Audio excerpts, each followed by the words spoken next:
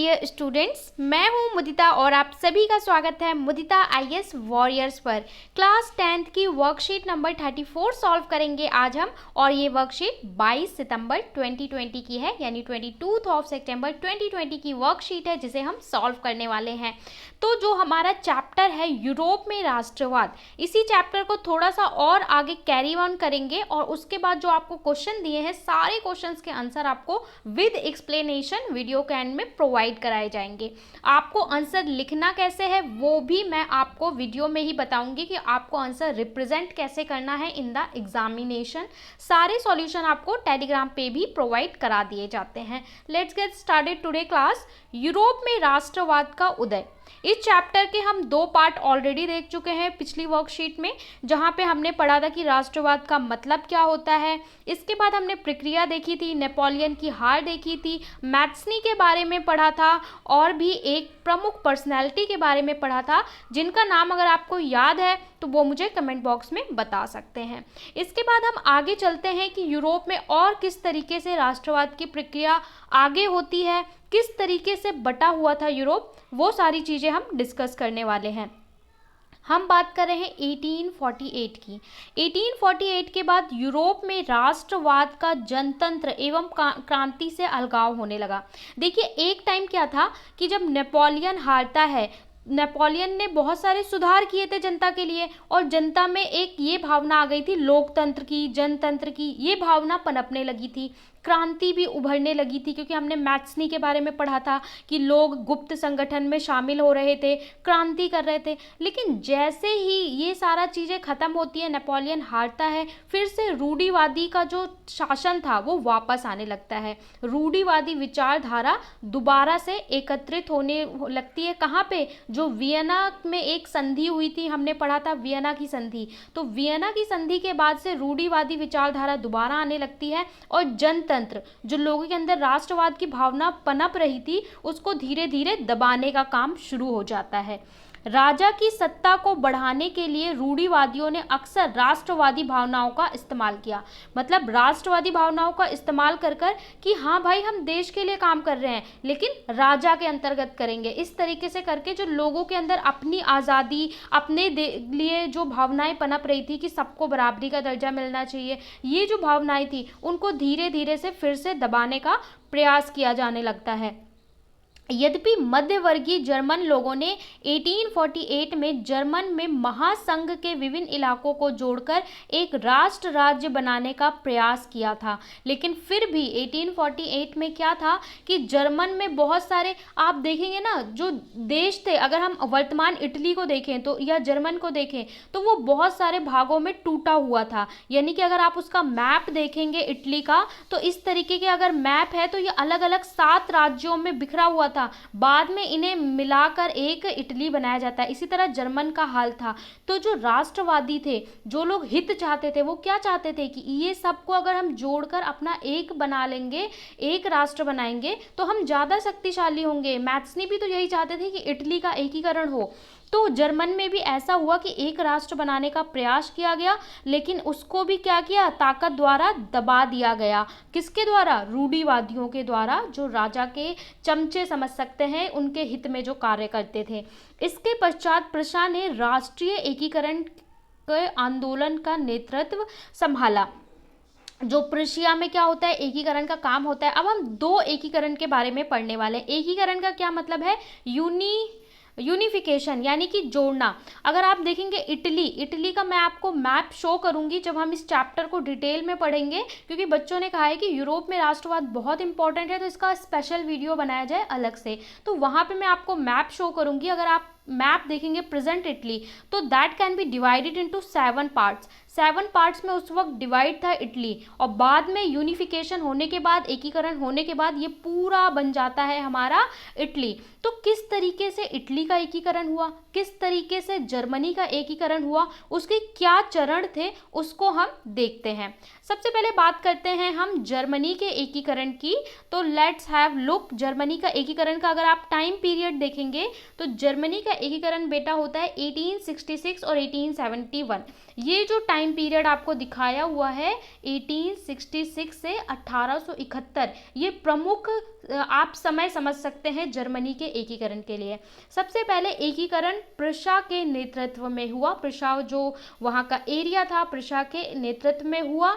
इसके बाद अगर दूसरा चरण आप देखें कि और क्या इसकी विशेषता थी, तो प्रुशा के प्रमुख मंत्री ऑटो वन बिस्मार्क, बिस्मार्क का नाम आप इतना ज़्यादा पढ़ेंगे कि जो बिस्मार्क को ये कहा जाता है कि जर्मनी के एकीकरण का अगर श्रेय किसी को जाता है तो वो बिस्मार्क को ही जाता है। बिस्मार्क ने राष्ट्र निर्माण में प्रमुख भूमिका निभाई, यानी आप समझ सकते हैं जो बिस्मार्क थे इन्होंने बहुत सारा काम किया था जर्मन को एक करने के लिए। 7 वर्ष के दौरान ऑस्ट्रिया, डेनमार्क और फ्रांस से 3 युद्धों में प्रुशा की जीत हुई और एकीकरण की प्रक्रिया पूरी हुई। यानी जो छोटे छोटे भागों में बटा हुआ था वहाँ पे प्रुशा ने लड़ाई लड़ी, जीत हुई और सबको यूनाइट करने का काम किया गया। इसमें कितना टाइम लगा? इसमें लगा 7 वर्ष का टाइम। 1871 में केसर विलियम प्रथम, केसर विलियम प्रथम को क्या किया गया? साम्राज्य का राजा घोषित किया गया। यानी जो यूनाइटेड, अब ये टुकड़ों में बटा हुआ जो कंप्लीट जर्मन बन गया, इसका जो राजा बनाया गया वो किसे बनाया गया? विलियम प्रथम को बनाया गया। जर्मनी के एकीकरण में यूरोप ने पर्शिया के महाशक्ति के रूप में स्थापित किया और जो पर्शिया थी वो उसका शक्ति का केंद्र बना जर्मन का, यानी महाशक्ति के रूप में उभरा। नए जर्मन राज्य में मुद्रा, बैंकिंग एवं न्यायिक व्यवस्थाओं का आधुनिकीकरण किया गया। जब नया जर्मन बना तो वहाँ पे किन चीज़ों पे ध्यान दिया गया कि मुद्रा, मुद्रा यानी चीज़ों को, वस्तुओं को लेने देने के लिए जो हम यूज़ करते हैं करेंसी, मुद्रा, तो मुद्रा कैसी होनी चाहिए, बैंकिंग, न्याय की व्यवस्था क्या होनी चाहिए, इन सब चीज़ों पे मॉडर्नाइजेशन किया गया, आधुनिकीकरण किया गया, थोड़ा परिवर्तन किया गया। तो ये था इटली का एकीकरण जिसे हमने एक शॉर्ट में, ब्रीफ में समझा है। इसको आप डिटेल में पढ़ेंगे, विद मैप में आपको एक्सप्लेन करूंगी जब हम इसका सेपरेट वीडियो पढ़ेंगे। ऑलराइट, यहाँ पे आपको थोड़ा थोड़ा चीज़ें क्लियर हो जाएंगी, उसके बाद जब आप चैप्टर पढ़ोगे तो आपको अच्छे से समझ में आएगा। अब दूसरा चरण देखते हैं, इटली का एकीकरण। जर्मन का एकीकरण देख लिया, क्योंकि ये दोनों ही बेटा यूरोप के पार्ट हैं और बहुत इंपॉर्टेंट है, तो दोनों के एकीकरण पे क्वेश्चन पूछा जा सकता है। इटली का एकीकरण का अगर आप समय अवधि देखेंगे तो ये आपका आ जाएगा 1859 टू 1870। 1859 टू 1870 अगर हम इसको स्टेप्स में देखें तो इटली जो हमारा था 7 राज्यों में बटा हुआ था। मैंने कहा ना, अगर आप उसका मैप देखेंगे तो आपको कुछ इस तरीके से नजर आएगा, थोड़ा नीचे को जाते हुए, और वो 7 पार्ट्स में अलग अलग राष्ट्रों में विभाजित था। कौन? इटली। 1830 के दशक में जूसेप्पी मैत्सनी ने इटली के एकीकरण के लिए कार्यक्रम प्रस्तुत किए। जूसेप्पी मैत्सनी कौन थे? इनके बारे में हम पिछले वर्कशीट में पढ़ चुके हैं। ये एक क्रांतिकारी थे और क्या था कि ये इन्होंने इटली में बहुत महत्वपूर्ण भूमिका निभाई। इन्होंने 2 संस्था स्थापित की थी, आपने पढ़ा था, यूरोप में स्थापित की थी, यंग इटली बनाया था, और ये गुप्त संगठन होते थे जिसमें लोग, क्रांतिकारी लोग इसमें मिलकर काम करते थे, पर गुप्त रूप से काम करते थे, और केवल 24 वर्ष की उम्र में इन्हें देश से निष्कासित कर दिया जाता है, फिर भी ये इतना महत्वपूर्ण कार्य करते हैं। और इनको एक पर्सनालिटी ने कहा था कि ये शत्रु हैं, सबसे बड़ी व्यवस्था के शत्रु हैं, दुश्मन है। किस पर्सनालिटी ने कहा था? आपको उनका नाम कमेंट में बताना है। इसके बाद 1830 एवं 1848 के क्रांतिकारी विद्रोह असफल रहे। इसके बाद जो 1830 से 1848 तक क्रांतिकारी होते हैं, विद्रोह होते हैं, उन्हें दबा दिया जाता है और जो विद्रोह होते हैं वो सफल नहीं हो पाते हैं। 1859 के फ्रांस में सार्डिनिया पिडामेंट में एक कूटनीतिक संधि हुई जिसके माध्यम से ऑस्ट्रियाई बलों को हरा दिया गया। कूटनीतिक संधि क्या होता है कि राजा के स्तर पर, मंत्री के स्तर पर कोई संधि की जाती है, ठीक है, एक मतलब सुनियोजित तरीके से संधि की जाती है जिसमें ऑस्ट्रिया की हार होती है। 1861 के अगर आप बात करें, द्वितीय एकीकरण में इटली का राजा घोषित किया जाता है। इटली का राजा किसे घोषित किया जाता है? इनेम्यूअल को इटली का राजा घोषित किया जाता है। अगर आप इटली का भी एकीकरण पढ़ेंगे तो इटली का भी एकीकरण 4 चरण में होता है, ठीक है, 4 स्टेप्स में होता है इटली का एकीकरण। तो वो 4 स्टेप क्या थे उसको हम डिटेल में डिस्कस करेंगे, ठीक है। यहाँ वर्कशीट में आपको क्वेश्चन आंसर भी समझाने हैं, तो वहाँ हम जो क्लास में करेंगे वहाँ पे हम डिटेल में डिस्कस करेंगे कि वो 4 स्टेप्स इटली के एकीकरण के क्या थे, 1 बाय 1। इसके बाद फिर से आज आपको 2 पर्सनैलिटी दी गई हैं, चित्र दिए गए हैं, उनके बारे में बताया गया है। लास्ट वर्कशीट में भी हमने देखा था। तो देखिए, सबसे पहले बताया गया है Count Camillo de Cavour. Count Camillo de Cavour कौन थे, ये देखिए इनका चित्र दिखाया गया है। सर्डिनिया पिडामेंट का प्रमुख मंत्री था, यानी जो सर्डिनिया उसका ये मंत्री था, मुख्यमंत्री कह सकते हैं। इटली के प्रदेशों को एकीकृत करने वाले आंदोलन का नेतृत्व किया, यानी इटली को यूनाइट करने के लिए जितने भी आंदोलन हुए उन आंदोलन में ये भाग लेते थे। वह स्वयं ना तो क्रांतिकारी था ना ही जनतंत्र में विश्वास रखता था। मतलब जहाँ मैथ्सनी एक क्रांतिकारी थे, वहीं अगर हम इनको देखें तो ना तो ये क्रांतिकारी थे और ना ही ये लोकतंत्र को चाहते थे। तो ये क्या चाहते थे, फ्रांस के साथ की गई चतुर संधि के पीछे कावूर का हाथ था, जिसके कारण ऑस्ट्रिया को हराया जा सका और इटलीकरण का संभव हो सका। पर ये चाहते थे, ये ऐसे थे जो पढ़ा लिखा वर्ग होता है, मध्यम वर्ग का वर्ग होता है, ये उस कैटेगरी में आते थे। मतलब ये भी नहीं चाहते कि भाई लोकतंत्र स्थापित करो, लड़ाई भी नहीं करनी है, पर ये चाहते थे कि ऐसी चीज़ें होनी चाहिए जिससे जनता का फायदा हो। ये जो एजुकेटेड मिड वर्ग था उसमें से ये पर्सनैलिटी आते हैं। आपको ये चित्र देख के ना थोड़ा सा रिकॉग्नाइज करने की अपने दिमाग में आदत डालो कि इनकी शक्ल देख के आपको नाम याद आना चाहिए, क्योंकि एग्जाम में, बोर्ड एग्जाम में ऐसा बहुत होता है कि आपको ऐसा प्रचलन है कि एक ऐसे चित्र दे देंगे हिस्ट्री की बुक से उठाकर और उसके बाद बोलेंगे इन पर्सनैलिटी का नाम बताइए, इस व्यक्ति का नाम बताइए और इनके बारे में विशेषताएं लिखिए, या जर्मनी के एकीकरण में इनकी क्या भूमिका थी, इटली के एकीकरण में इनकी क्या भूमिका थी। इस तरीके से प्रश्न पूछे जाते हैं। अब आप बोलेंगे ये 4-5 फोटो आपको याद, कहाँ से फोटो आ गई, पेपर कहाँ से आ गया, आउट ऑफ द सिलेबस आ गया। आउट ऑफ द सिलेबस नहीं है, आपकी बुक से ही है। बहुत बार ऐसा होता है और बच्चे रिकॉग्नाइज नहीं करते, बुक में मिस प्रिंट सी, ब्लर सी फोटो होती है, उन्होंने देखा कुछ होता है, एग्जाम में कुछ दिख जाता है। तो यहाँ आपको क्लियर फोटो दी गई है, अच्छे से पर्सनैलिटीज को पहचान लो, एग्जाम में आइडेंटिफाई कर सकते हो। जूसेपी गैरिबाल्डी, जब आपने मैथ्सनी के बारे में पढ़ा था, अब ये गैरिबाल्डी है, इनके बारे में भी देख लीजिए। ये नियमित सेना का हिस्सा नहीं था, यानी कि सेना का ये रेगुलर एम्प्लॉय नहीं थे। इसने इटली के एकीकरण में सशस्त्र स्वयंसेवकों का नेतृत्व किया, यानी इटली के एकीकरण में जितने भी खुद से पार्ट लेने वाले लोग थे उनको रिप्रेजेंट किया।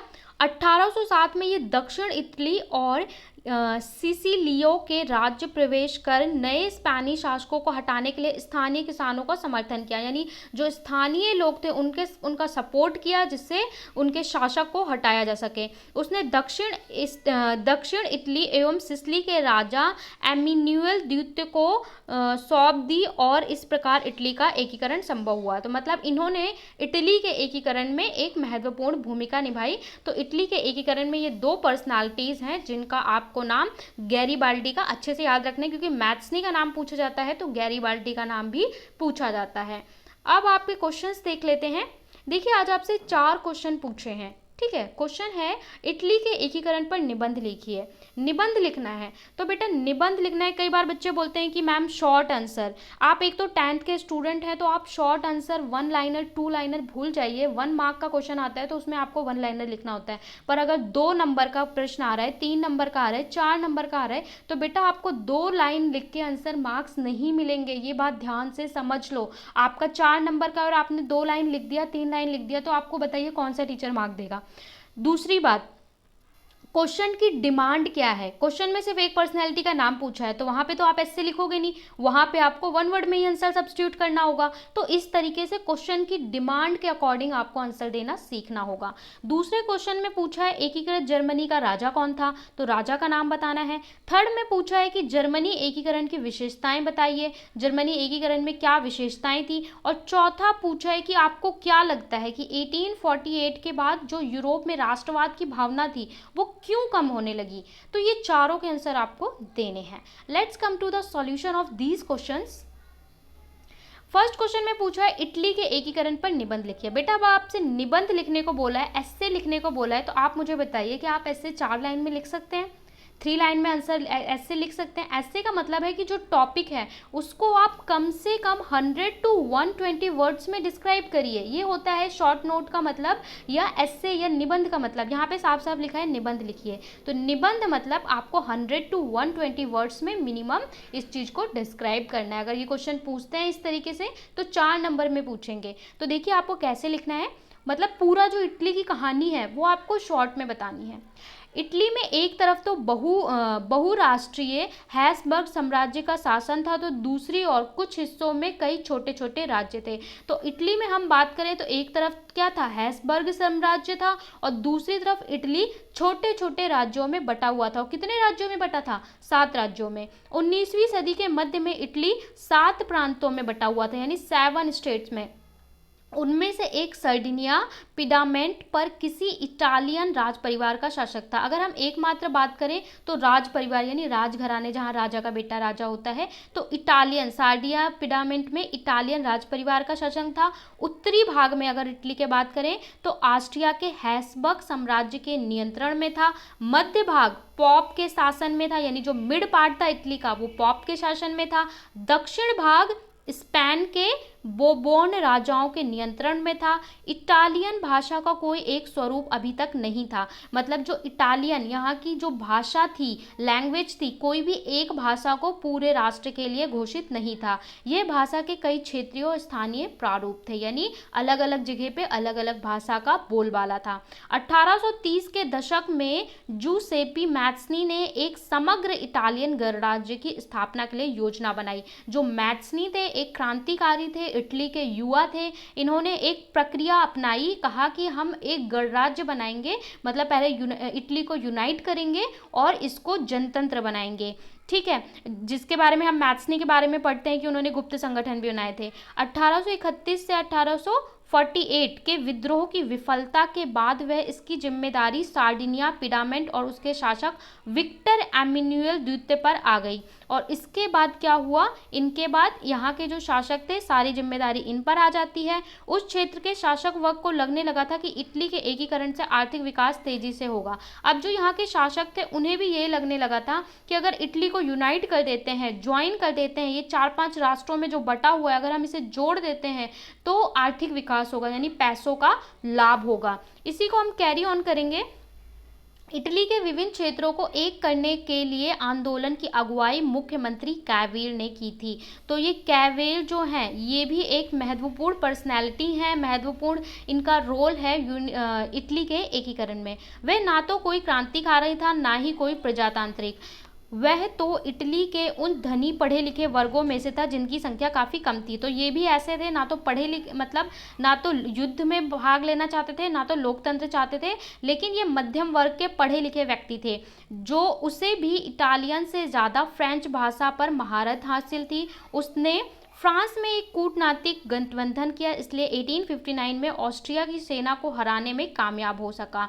उस लड़ाई में सेना के जवानों के अलावा कई सशस्त्र स्वयंसेवकों ने भी भाग लिया, जिसकी अगुवाई गैरिबाल्डी कर रहा था। इसके अलावा जब युद्ध हुआ तो इसमें ये भी शामिल हुए, गैरिबाल्डी शामिल हुए। गैरिबाल्डी क्या थे, युद्ध का नेतृत्व कर रहे थे। युद्ध क्यों किया जा रहा था कि भाई जो अलग अलग पार्ट्स में हम डिवाइड हैं इसको कंबाइन कर सकें, यूनाइट कर सकें।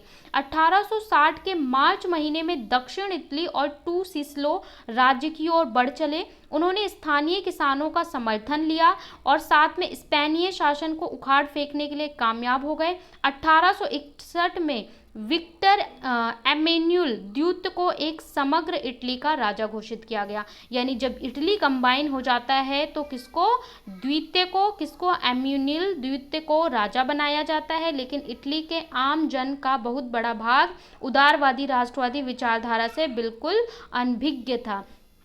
यानी उदारवादी राष्ट्रवाद क्या था, उदारवादी राष्ट्रवाद था कि सबके हितों की बात करना, सबके लिए विकास करना। तो जो किसानों को इनने मिलाया था अपने साथ, बहुत सारे वो लोग, मतलब ये कहा सबको किसानों की भाई आ जाओ साथ दो, हमारा युद्ध में पार्ट लो और सब लोग इसका समर्थन करो कि हम इटली को जोड़कर एक बना दें, यूनाइट कर दें। लेकिन उसमें से बहुत सारे जो लोग थे, किसान थे, गरीब मध्यम वर्ग के थे, वो ये जानते ही नहीं थे कि ये उदारवादी राष्ट्रवाद का मतलब क्या है। है, इससे क्या फ़ायदा होगा, इससे क्या हमारा क्या फ़ायदा है, वो साथ दे रहे थे पर उनको इसका अर्थ नहीं पता था।